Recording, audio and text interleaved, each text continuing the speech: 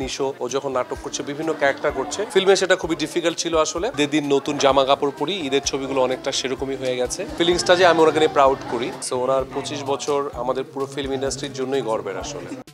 আমরা যখন ফিল্ম করছি আমার কাছে বেশিরভাগ প্রস্তাব আসছিল রোমান্টিক যে ইমন রোমান্টিক কাজ করবে বাট আমি নিজেকে আসলে তৈরি করছিলাম একটু অন্যভাবে একটু ভার্সেটাইল ভাবে নাটকে যারা কাজ করছিল আমি যদি উদাহরণ দিয়ে বলি যে নিশো ও যখন নাটক করছে বিভিন্ন ক্যারেক্টার করছে ফিল্মে সেটা খুবই ডিফিকাল্ট ছিল আসলে বাট তারপরেও একটা চেঞ্জ কিন্তু আমাদের ফিল্মে এসেছে যে একটা র গল্প নিয়ে কাজ শুরু হয়েছে তো আমি আসলে খুঁজছিলাম যে ভালো কোনো ডিরেক্টর যদি আমাকে অফার দেয় বা ভালো কোনো কন্টেন্ট যদি আমি পাই সেটা নিংড়ে দেওয়ার চেষ্টা করব সো অনেক বছর পরেই আসলে এরকম একটা কন্টেন্ট পেয়েছি এবং আমার মনে হয় যে কোনো আর্টিস্টই সুযোগের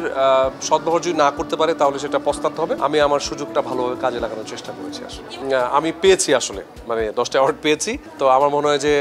ভালো লাগছে ভীষণ কারণ একটা কন্টেন্টের জন্য এতগুলো অ্যাওয়ার্ড পেয়েছি মানে অলমোস্ট বাংলাদেশের সবগুলো অ্যাওয়ার্ড শোরাই মনে করেছে যে এই কাজটা ভালো হয়েছে সো সেটার পুরস্কার ডেফিনেটলি আমার কাছে একটু অন্যরকম গত 2-3 বছর ঈদ নিয়েই আসলে আমরা খুব এক্সাইটেড থাকি যে প্রত্যেকটা ঈদই খুব ভালো যাচ্ছে তুফান শুরু হলো তারপরে আমরা বরবাদ দেখলাম এবং এবার আশা করছি তাণ্ডব এবং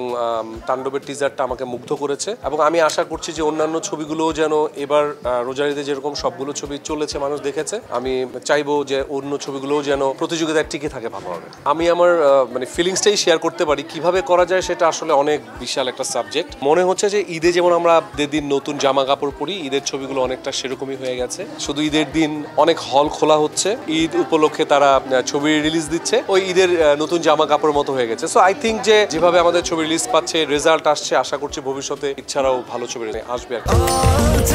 স্বাস্থ্যকর অল টাইম হানিকম সব সময় all time healthy life Shakib ভাইকে নিয়ে আসলে প্রাউড করার মতো মানে আমার ফিলিংসটা যে আমি ওনাকে নিয়ে প্রাউড করি একটা মানুষ কত ঝড়ঝঞ্ঝাট পার হয়ে 25টা বছর ধৈর্যের সাথে বলি ওনার একটা কথাতেই